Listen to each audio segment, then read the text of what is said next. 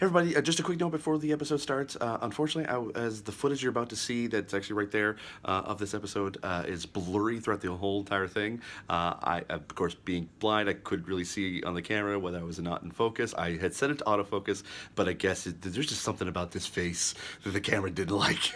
So it basically, I was blurry throughout the entire thing. But it's still a good conversation that I would recommend watching. And anyway, back to the actual episode. We're just going to start now.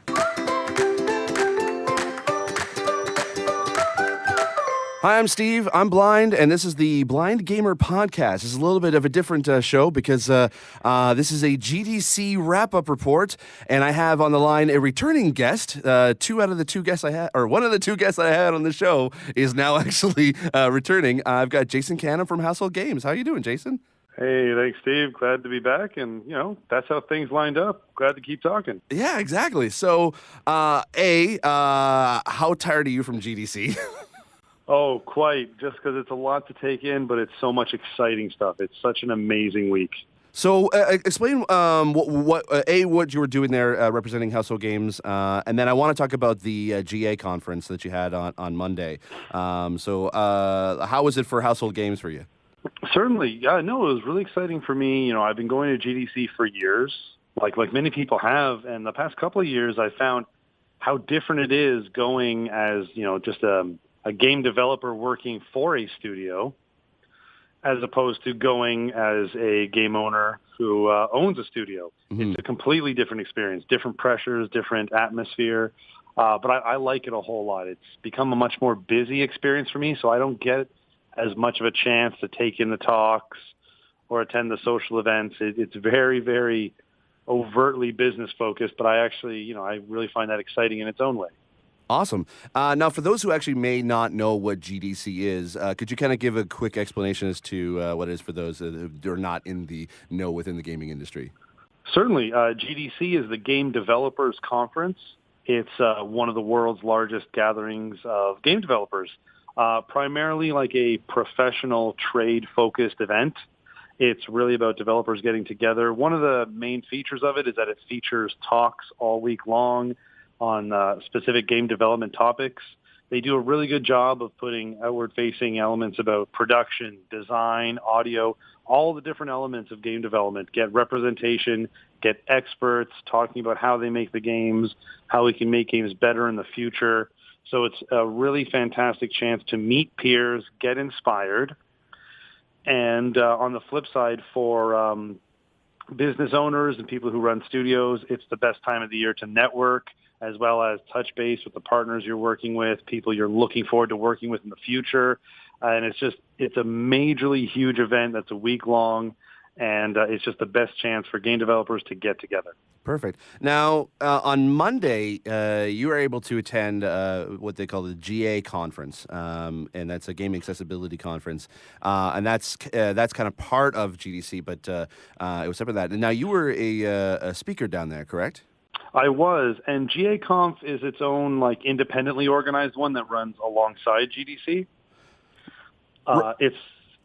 Oh no, yeah. So I would say so what was the panel that or the that you talked about, or what was the presentation that you gave? Yeah, certainly. At the Game Accessibility Conference, so I gave a talk in the midday, and I talked about the experience Household Games had with our experience working with the community. Because we reached out to and we worked with members of the game accessibility community, experts that they themselves have different experience with playing games. We took on and worked with a disabled gamer to advise us on our accessibility efforts. Mm-hmm. So I just really spoke to how that worked for us, how that can benefit any development team that wants to work with someone from the community. And one of the important things I wanted to touch on as well was some of the elements that maybe we weren't extremely successful at and how we can do better in the future. And for us, we reached out to some experts.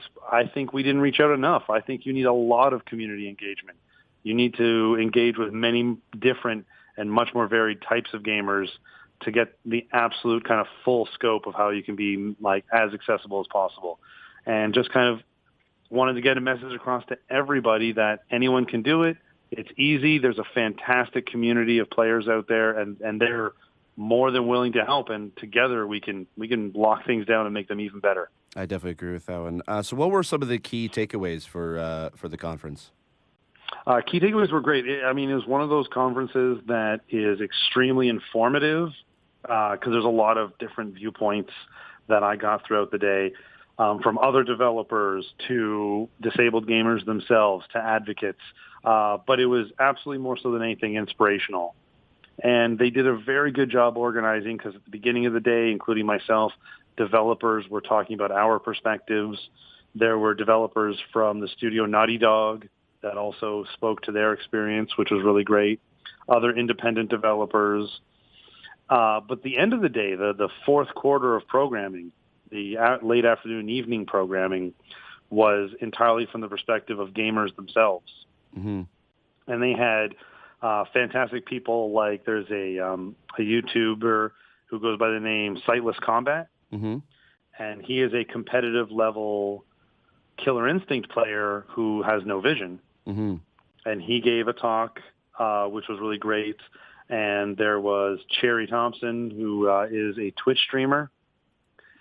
And she just talked as a disabled gamer how games have impacted her life and how removing as many barriers as possible just means you can improve the lives of that many more players, which is amazing. And at the end of the day, on that very kind of strong note, hearing from people like that were just saying that games are important to people. They're important to a large audience, that everyone should be able to take part and get like the joy of games that everyone does.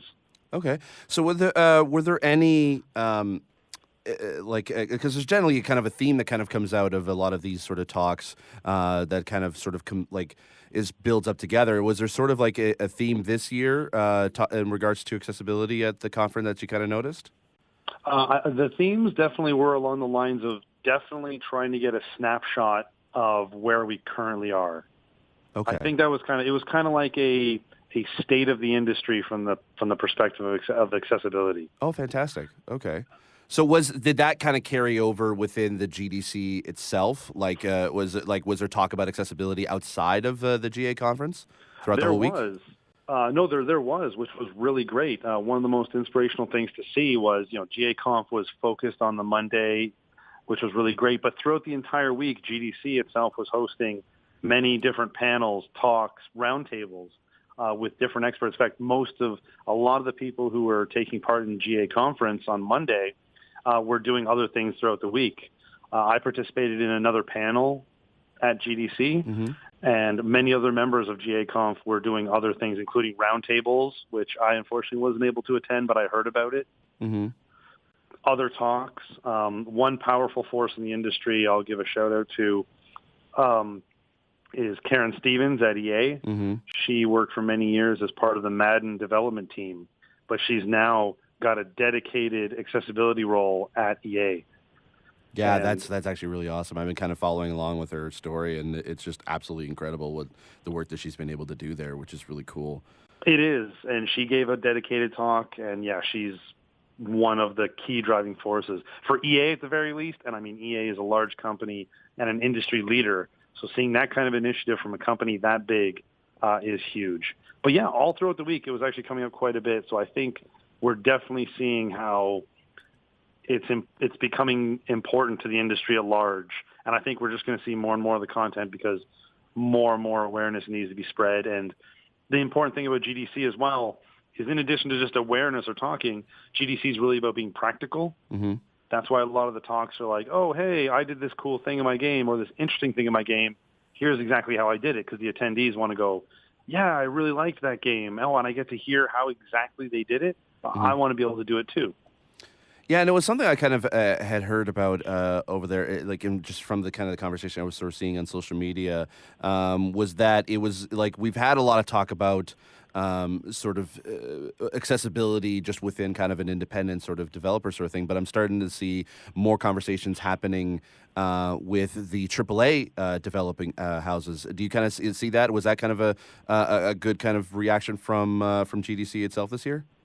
Yeah, I mean, absolutely. And it's really interesting to see the AAA studios doing it. One of the things I liked was I gave a talk, and then later on in the afternoon, like I said, representatives from Naughty Dog gave a talk, and at the end of the evening, we kind of compared notes, and we were like, yeah, we're both kind of doing the same things. That's awesome. Which just shows that at all levels of the industry, everyone is kind of thinking about it. And that's fantastic. That's pretty cool. It is super cool, and even the biggest of the big companies are doing it. So, like, Xbox has taken it upon themselves to include a lot of accessibility features, like in the Xbox OS itself. Wow, that's really cool to be able to hear. Awesome. Now, as far as like GDC itself, what was some of the cool things that you saw there, or was there any like things that you were like, oh, this is actually kind of neat that you sort of took note of? Sure. I mean, there's lots of great things at GDC that I love seeing. In addition to just speaking with professionals, it's another good time to showcase games, and they do a couple of things that I think is really interesting. So there's the usual showcases because they have a Day of the Dev showcase and an indie mega booth. Mm-hmm. So there's a good representation of indie developers showing off their games. But on the GDC Expo floor, they had a really great section called Alt Control. Mm-hmm. And it was specifically designed to show off games with alternate control schemes. And not just different ways of using a controller, but ways of using different controllers. Oh, interesting. And so these are games specifically designed to be played in different ways with different tactile like elements. And these are all like custom built rigs. These are games where you're playing bongos on a zombie mask, like if they whack a zombie head to kill the zombies in the game. Wow. These are different controllers that use different kind of tactile rods, or like, a game where you're touching actual physical rods and knocking them over, and in the game that causes certain actions to happen, or weird controllers that are differently shaped that you have to move in different unique ways, or you're actually manipulating bolts and unscrewing them, and that's affecting the game. Wow, that's actually really cool. Was there any like cool games that you saw there that were being showed off, either in the indie mega booth or any other the developers? I saw like a few other sort of games. Or like there's a Shadow Box apparently that I saw that had like you can control a computer without having like a sort of like a workstation type environment. And I think I saw like a Creed game based on the movie that's coming out. Was there any like kind of anything cool like that you saw? I really took to the indie mega booth, and I got a chance to see a bunch of games that are in development that I'd like, and I got a chance to get a little sneak peek at Guacamelee 2, which is close to my heart. Ooh, of course. Yeah, of course. But it was nice to see it. And, they have it set up in such a fantastic casual setting.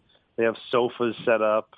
Like, they definitely have it as a chill atmosphere, and getting a chance to, like, walk around in that, like, indie environment that's just my jam. That's me. That's my jam. That's awesome. All right, cool. Well, thanks so much, Jason. Is there any final thoughts you have about GDC that you'd like to share? Just basically anyone who's ever thought of going, reach out to developers that have gone. If you're a developer yourself, it is very much intended for developers. But if you've never gone, reach out to people who have. Just before GD started, there was a hashtag about GDC advice that was trending, and people were like, first-timers were asking, if you're going for your first time, if you'd like to go next year, reach out to game developers on Twitter, ask them, and they'll let you know like what to get ready for. And it's a good place to say hi. The best kind of meetings don't happen in meeting rooms. And I told someone this at GDC. They happen on the street. They happen when you're casually walking around the expo floor. Those chance encounters with fellow developers always create like the best long-term relationships. That's awesome. Well, thanks so much, Jason, for joining me today. I really appreciate you coming back. If anyone wants to be able to follow you and Household Games online, where can we be able to find you? On Twitter, you can follow me at Jason Canam, and you can follow Household Games at HH Games Inc. on Twitter. Yeah.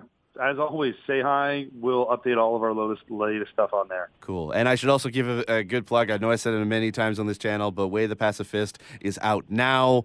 Go buy it on PS4, Xbox One, and Steam. That's it. Cool. Thanks so much, Jason. I really appreciate it for you joining in. And for those who are watching or listening to this podcast, come back next week. I'll have a brand new episode.